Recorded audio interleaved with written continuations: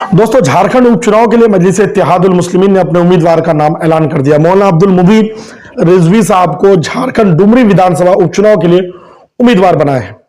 बता दें कि झारखंड के डुमरी विधानसभा में उपचुनाव होना है और वहां मजलिस इत्तेहादुल मुस्लिमीन के प्रदेश अध्यक्ष झारखंड के शाकिर साहब ने अपने उम्मीदवार का ऐलान किया। पिछले 15 जुलाई को जब कार्यकर्ता सम्मेलन हुआ था, उस कार्यकर्ता सम्मेलन में मजलिस इत्तेहादुल मुस्लिमीन की तरफ से उम्मीदवार का ऐलान हुआ था।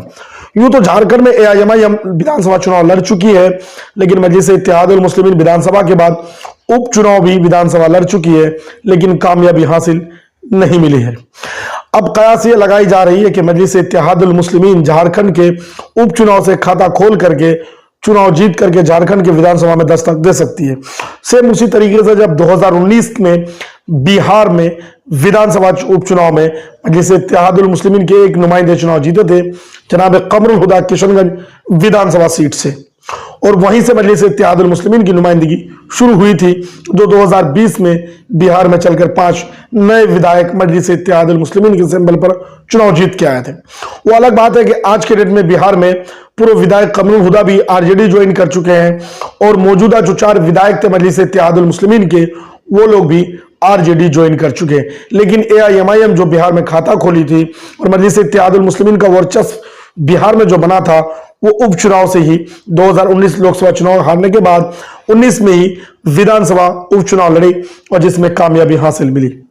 तो झारखंड उपचुनाव में मजलिस इत्तेहादुल मुस्लिमीन के सुप्रीमो असदुद्दीन ओवैसी साहब चुनाव प्रचार के लिए आ सकते हैं। झारखंड के प्रभारी माजिद हुसैन साहब ने कहा है, जो बिहार झारखंड के प्रभारी हैं, उन्होंने कहा है कि चुनाव मजबूती के साथ लड़ा जाएगा और उस उपचुनाव से ही झारखंड में दस्तक दी जाएगी और झारखंड में मजलिस इत्तेहादुल मुस्लिमीन की नुमाइंदगी खड़ी कर दी जाएगी और झारखंड में एआईएमआईएम की पहली जीत भी झारखंड से उपचुनाव के रूप में मिलेगा।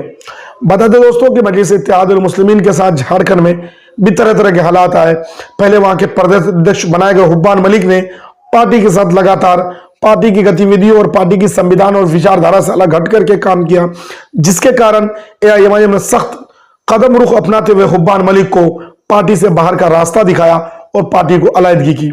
उसके बाद कुछ दिन तक पार्टी यूं ही एक दूसरे के हाथों पर चलती रही। खासतौर से बात करें डुमरी विधानसभा से मजलिस इत्तेहादुल मुस्लिमीन के जो उम्मीदवार बनाए गए मौलाना अब्दुल मुबीन रिजवी साहब, ये पूरी तरह से कमान को संभाले। उसके बाद मोहम्मद शाकिर साहब को पार्टी की कमान सौंप दी गई है झारखंड में। अब झारखंड की पूरी जिम्मेदारी उन्हीं के हाथों पर है।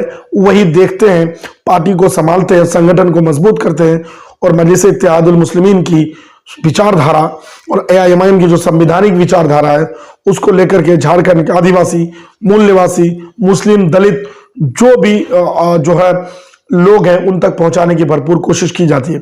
खासतौर से झारखंड के मुस्लिम और दलित, एआईएमआईएम का दलित वोटों, आदिवासी वोटों पर भी नजर है, क्योंकि आदिवासी मामले को लेकर के असदुद्दीन ओवैसी साहब भी लगातार जो है बोलते रहे। खासतौर से जब यूसीसी का मामला हो, जितना बढ़ चढ़कर एआईएमआईएम खिलाफ कर रही है यूसीसी का, तो इससे कहीं ना कहीं आदिवासी वोट जो है एआईएमआईएम की तरफ आ सकती है, क्योंकि आदिवासी जो समाज है झारखंड के, वो पूरे के पूरे यूसीसी के विरोध में है और भारत सरकार और बीजेपी के विरोध में है।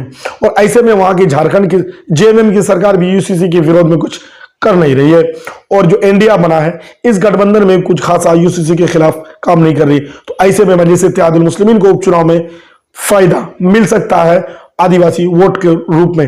अगले अपडेट के लिए हम आपसे मिलेंगे। जब तक आप नए दोस्त हैं तो चैनल को सब्सक्राइब कर लीजिए।